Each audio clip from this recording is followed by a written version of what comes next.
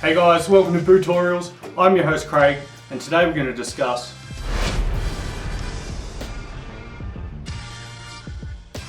So when it comes to grinding a ski boot, what we're doing is using a rotary tool, and we're grinding away at plastic on the inside of the shell to create extra space and relieve pressure points.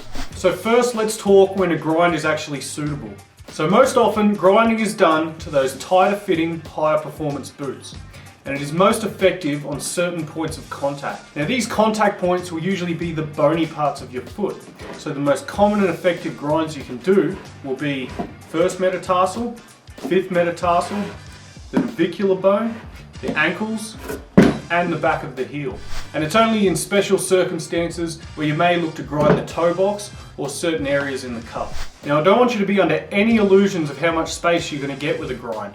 The walls of a ski boot are only a few millimeters thick, so what we're doing is really just creating a pocket for these pressure points to sit into.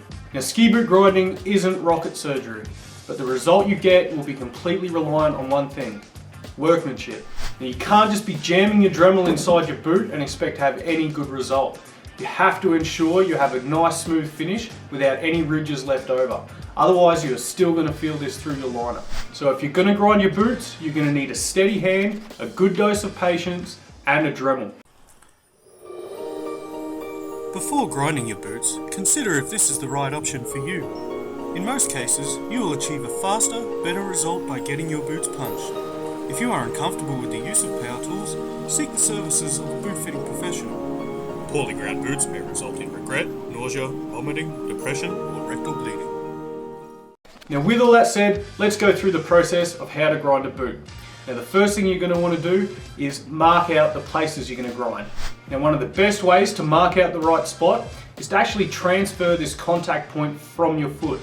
And to do this, you'll need some lipstick. Now I know most of you don't just have lipstick sitting around the house, so you're going to have to either steal it from your sister, or you're going to have to go down the store and have an awkward conversation with the cashier and try and convince her that you're buying it as a gift. Moving on, so you're going to want to have an empty shell without your liner in it. You're then going to take the lipstick and mark out the pressure points on your foot, and then you're going to step into this shell on top of your footbed. So here you're going to highlight the pressure point on your foot. Then to get your mark, you're going to contact your foot against the side of the shell and carefully draw it away so you don't smudge the lipstick.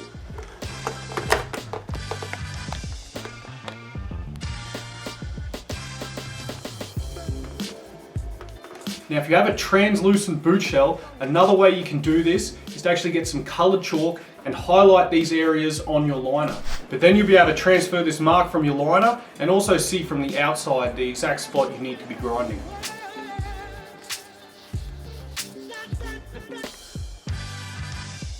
Now the easiest grinds to do are going to be in the back of the boot, as we have easy access with our Dremel.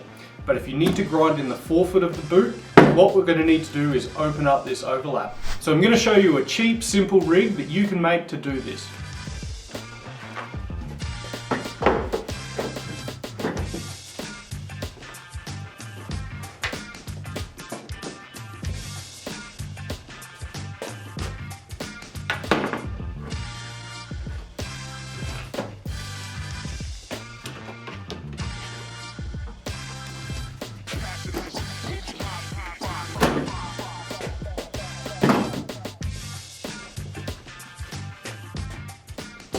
Okay, so with our welding clamp, what we're going to do is get it over the top side of the overlap.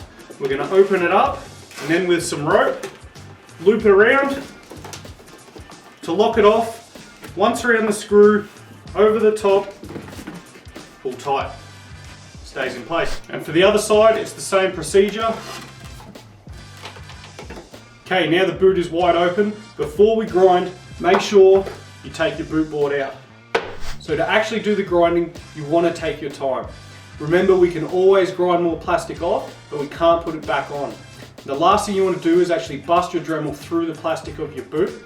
So what you really want to do is take some pride in your work and focus on how much you're actually grinding out of the boot. So I'm going to be grinding in two stages. Initially, I'm going to be using the number 134 high-speed cutter, as it has a nice round tip and grinds really well. And then I'm going to be finishing with the number 502 flat wheel. And this just polishes it and gives it a really smooth surface. So you want to use the tool in a circular motion just until you create a nice pocket.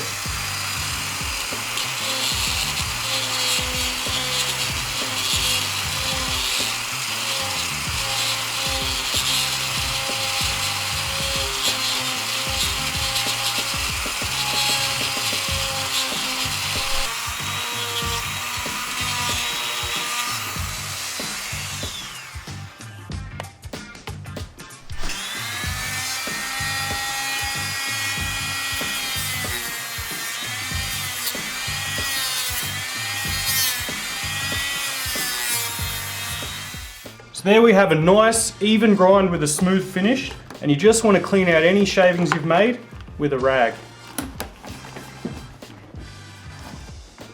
And that really covers it.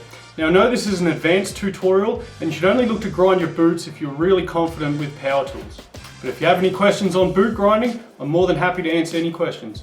Thanks for watching, stay rad, be a patriot. Signing out.